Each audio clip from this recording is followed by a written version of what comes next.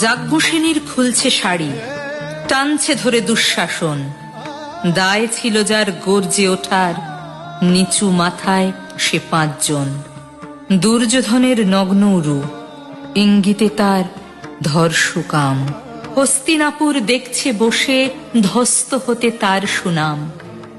অন্ধ রাজা সিংহাসনে, আর তো চেঁচান বৌমা তার।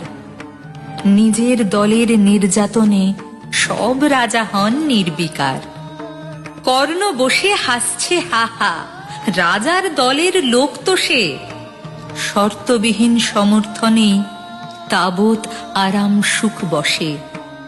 ভীষ্ম, দ্রোণ, কৃপ নীরব। সরকারি লোক হাজার হোক, রাজার কথাই তোমার কথা। তুমি যখন রাজার লোক। ফলশকুনি দেখছে সবই, বস্তুত সে ধ্বংস চায়। ঘরের মাটি লাল হয়ে যাক দেশ বিভাগের যন্ত্রণায়। সুশীল সভায় ঘটছে যখন রাজ অপরাধ জঘন্য, তখনই তার বিরোধে চেঁচিয়ে ওঠেন বিকর্ণ। বিকর্ণ নন কেউ কেটা লোক, 100 ভাইয়ের একজনা। তেমন করে এর আগে কেউ তার কথাটাই জানতো না। যতুগৃহে কাড়েননি রা, অন্তত তা নেই লেখা।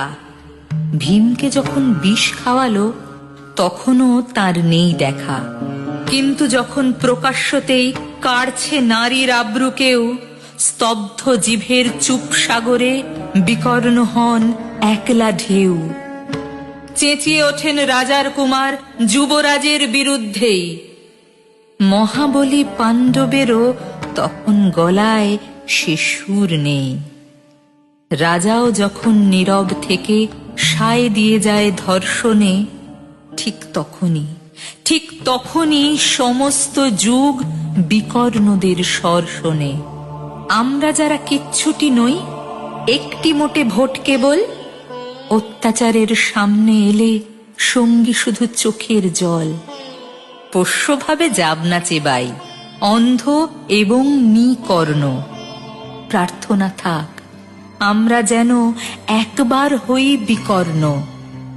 প্রার্থনা থাক আমরা যেন একবার হই বিকর্ণ।